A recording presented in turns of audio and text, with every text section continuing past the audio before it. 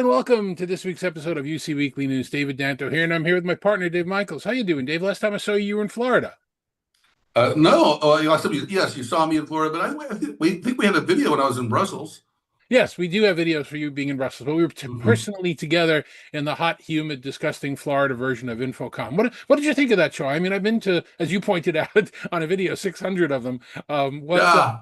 How many? Well, This I've is only been to a few Infocoms, and I've never been to the Vegas one. I've only been to the Orlando one, and what surprises me most about it when I do go is how big AV is, because I'm coming at it from the comms, the UC and CC type of world, and yeah, meeting rooms and AV. I am an expert. Of course, I'm an expert. There's at least six brands I can think of, but Infocom is actually a bigger show than Enterprise Connect, which is mind-boggling, and because it's such a more narrower sector, but very diverse and a lot of specialized equipment. So.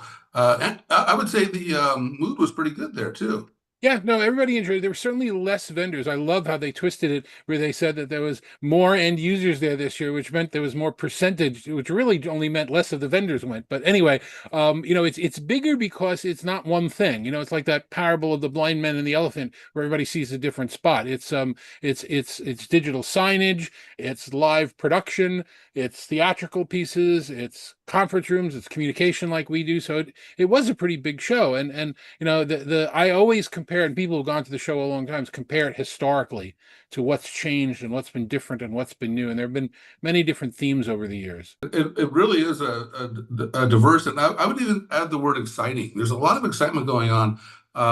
We touched on this in some of our content that we've already done, but I think we're going to be talking about it for a while, is how the industry is going through this IP convergence. And I feel like I've seen this show before because we went through it with telephony.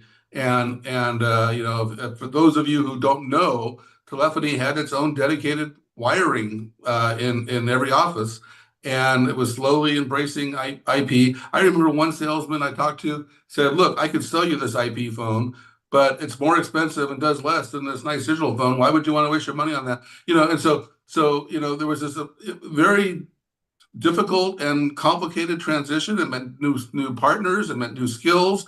It meant the vendors had to revamp all their stuff. So I kind of feel like I've seen this show before, but I think it's an exciting show, and it opens up a lot of possibilities. And because those AV cables of the past, as you know, I rewired my house 15 years ago, and I even put in the walls very specialized AV cables that were no longer being used by the time I moved out.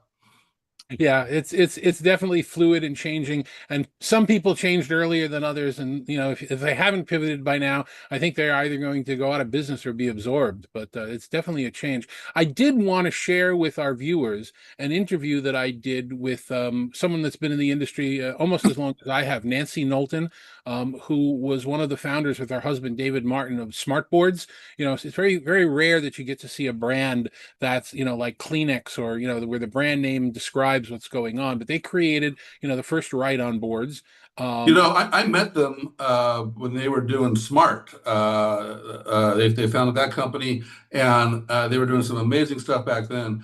And they are the traditional classic rocket scientists, right? I mean, these are the very, very smart people. What a powerful team they make. And every time I talk to them, I feel like I learn more than I was supposed to. But Yeah. I learn a lot. Yeah. So I sat down with Nancy for 15 minutes to talk about a little bit of her history, and to talk about what she's doing now with Nureva. The Nureva HDX was one of our pick hits from Infocon. Take a look at what she said, and we'll come right back. So this is the day before Infocom 2025 opens, and I'm here with Nancy Knowlton, who's a star in our industry, who's been doing things, amazing things for many, many years. You and your husband founded Smart Technologies, and that, kind of became a verb, like Kleenex, the smart board, even things that aren't smart are smart. A wonderful company that, I visited a couple of times up in the Calgary area. And now you're with Nureva, and you're doing some interesting. So first of all, how did you even get into the AV industry?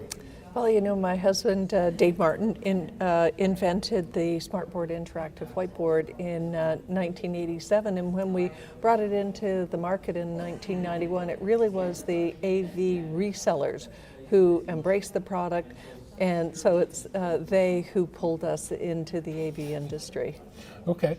Is there anything that you took from those days that's smart that you're kind of still using in the industry, lessons learned or things that can be applicable to what you're doing at Nureva? Yeah, you bet. The number one thing was customer input. You know, a customer's never going to write the spec for your product, but if you listen hard enough, they'll tell you what they want, what they desire, what their problems are. And that really is the most valuable information that a company can get. Yeah, and it's interesting. Many companies have customer advisory boards and customer councils, and I've been involved. I've run some of them for some companies. And the interesting thing is a lot of companies listen to their customers and don't act on the information. It takes a very special organization to hear that information and actually incorporate it into products and what's going on. And I guess that's something that you did with Smart and you're doing now at Nureva. Yeah, you bet. It's we spend an awful lot of time in the field with our customers. I'll tell you one funny little story at Smart. I was sitting in a classroom and I kept watching the teacher walk back and forth from one side of the Smart board to the other. I came back and gathered a group of our developers and did what she did, and they said, maybe we should make it so our user interface can be switched to the other side as well. And so sometimes it's observation. Absolutely. All right, so let's take a step back. Tell people who may not be familiar with Nureva what Nureva does, how it came about, how you founded it, and what your purpose is. So after Dave and I left Smart after 25 years, we were looking around for something else to do. Retirement never factored into our thinking, and we had assembled a group of people who had worked with us at Smart, and the whole problem area of audio kept coming up. And we knew that there were much loved and well-entrenched products in the market, but it seemed that no matter how much we spent or what we deployed in our meeting rooms at Smart, they just were never good enough. The audio wasn't great enough for us. So I think it really was the problem that audio represented that attracted us to this space. Okay, and not everybody understands this, and I would appreciate if you could clarify it somewhat. There are a lot of beamforming microphone arrays on the market right now. Some of them use AI algorithms stacked on each other. That's not what your product does. You're using something you've invented called microphone mist. What is microphone mist for the layperson to understand? Yeah, we take a whole different approach to putting microphones into a large space, and part of that comes from our heritage working with interactive whiteboards where people were up, walking around, and moving in a space, collaborating. And so our perspective was, instead of the neat formation of people around a table and defined spaces where you could target microphones at them, what could you do if people all of a sudden were unpredictable and they're walking, they're standing, they're sitting, voices from all around the space, from everywhere.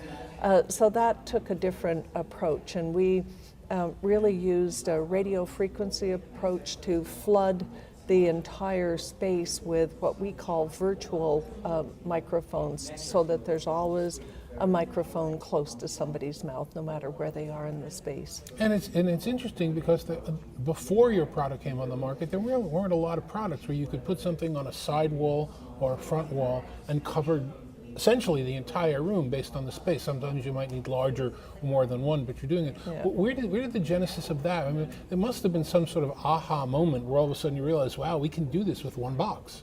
Well, we were so fortunate to work in the very earliest days with a number of really smart people, and one of those fellows had a background in RF technology, and the more that he thought about audio, he said, this is just an RF problem. And so it's more than RF, of course, but he applied many of the same principles in conceptualizing and working on the development of the solution.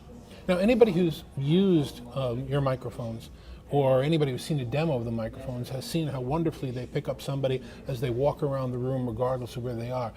But here at Infocom, you're introducing something that's a little different, that's kind of amazing to me. And I'll tell people now, most people aren't really aware. We kind of talked about it in the background, 6 months ago at ISC while you were still developing it, and I'm very interested to see how it's being announced now. But tell us a little bit about the HDX and the process that took you to get there and why it's different. Sure. Everybody remembers back at the start of COVID where we were suddenly virtual and we had to solve that problem.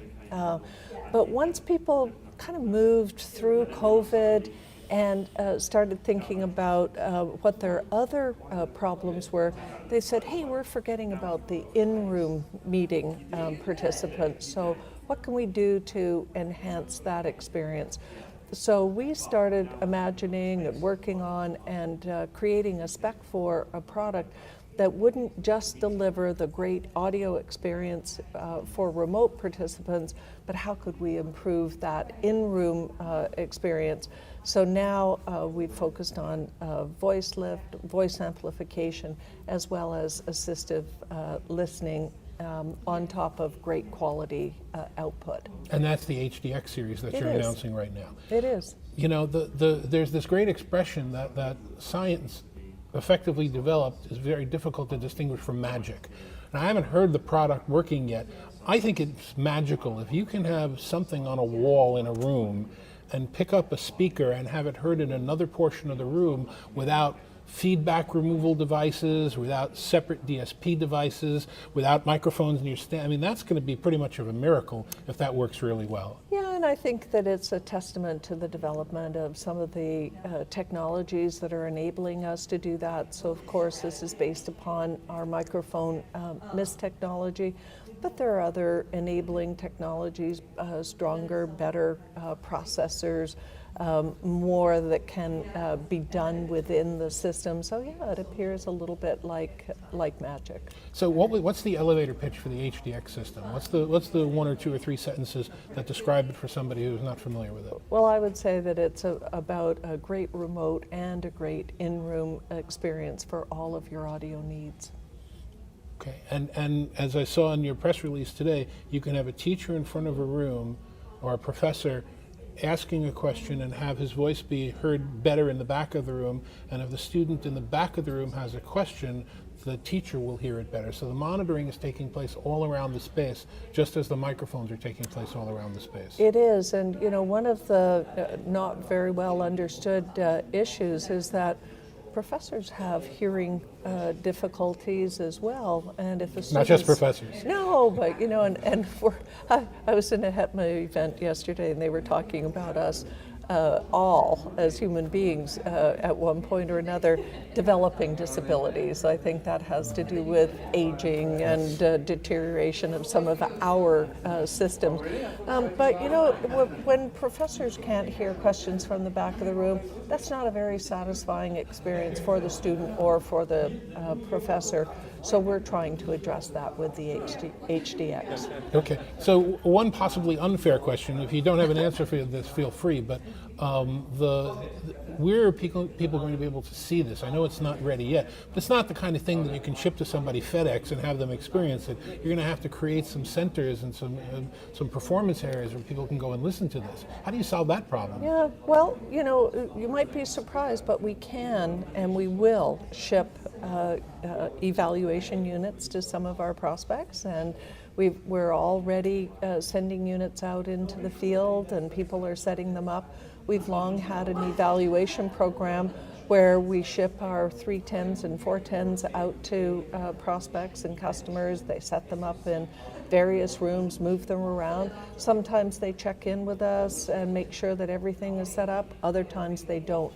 And so we're creating some of the enablements that will allow our prospects and customers to set the system up well as well. Oh, okay. And we will have some experience centers spread around the country. Okay, both countries, I assume, Yes. U.S. and Canada. Yes. Is it available in Europe? Is it going to be? It will be available in Europe, yes. Okay. That's great. All right, so let's just close this out by talking about the industry. I mean, very few people, and I'm being selfish here, and I hit my microphone, very few people have the perspective that people like you and I have of this being our, I want to say 30-something Infocom, I don't know, 20-something, high 20, something, Yeah. double digits, Yes. decent double digits. And the industry has changed. What are the learnings that you take? What do you see here that the industry has morphed and that you think is really important to the industry and to you? Well, in the early days, we were surprised to find ourselves in the AV industry because we thought of ourselves as high tech. And really what has happened over the last 30-something years is much closer alignment of IT and AV, where in many organizations now they're almost indistinguishable. People will recognize the special expertise of some of the people in the AV space, but it's becoming much more about simplicity and manageability, and I think that's the goodness that IT has brought into AV. Yeah, there was probably a really good pivot point about 15 years ago that the industry kind of sort of missed, that we're just sort of getting to now, where we are. I personally believe, and I've got an article out saying this, that AV is a sub-education of IT. It's important, the skills are unique, but so are other skills within IT. So I would certainly agree with that. If anybody wants to find out more about Nureva, what you're doing, how do you recommend they reach out to you or to the company? Well, there's lots of ways. Of course, come and see us here at the show. Give us a call, send an email, arrange a demo. Now, remote demos of this particular product the new product, are going to be difficult because it's a lot to do with the in-room experience. But call us, engage with us, ask us questions. I've already met with a number of customers here who say, hey, I've got some ideas I want to share with you. So we're open and would love to hear from people. Great. Thanks very much for your time. I appreciate it. Thanks for being in the industry. And I didn't mention congratulations to your husband for winning that award recently, of being recognized for everything that he's done in the industry. Yeah, thank you very much. I'll pass that along.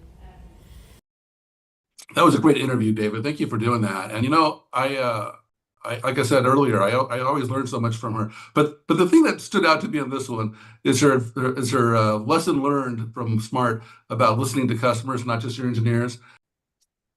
It always seems like such obvious advice, but it's right up there with buy low and sell high.